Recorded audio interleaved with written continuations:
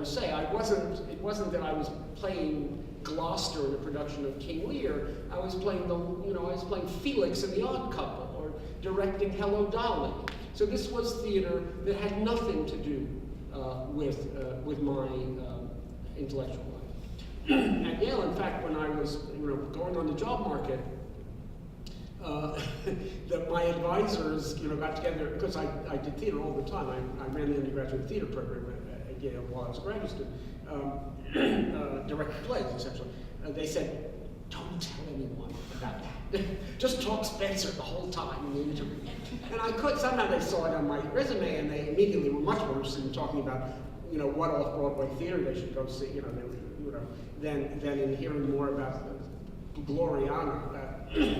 The death of the Fair Queen. So there was this, it began with a sort of internal division. And I think, I suppose this is mostly then Nachträglich. I mean, that I really sort of theorized it after that. That was very real, and I felt it acutely. I soon began to understand that there was a pattern to these sort of internal rebellions, which was to do with sort of self and embodiment. I mean, the word I use is embodiment. I mean, and I often say sort of going from literature to theater, from literature to art history, literature and art history and theater to food. There's some sense. The first book I wrote was about the body. There's some sense of body and self here, and that it was a sign. I mean, and theater was clearly something I was a director, but I also was mostly an actor. So there was something about embodiment there that was about me, and I think I started to understand that I wasn't.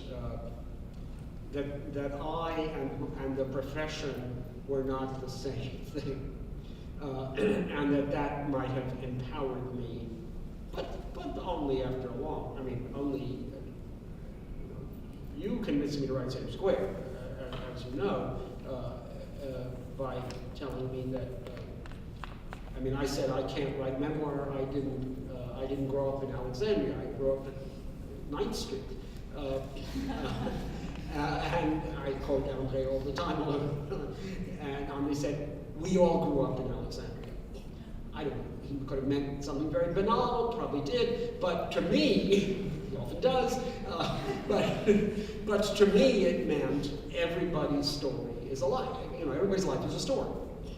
And that's been very important, that sense that I could understand my life as a story.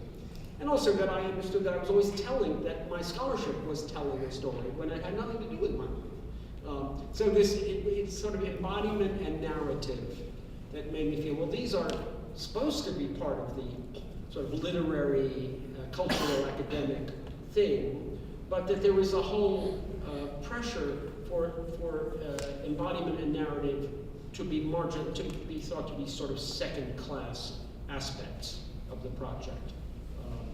But I don't know. I mean, I would really like to write a book about what Shakespeare means to me, and I haven't quite figured out how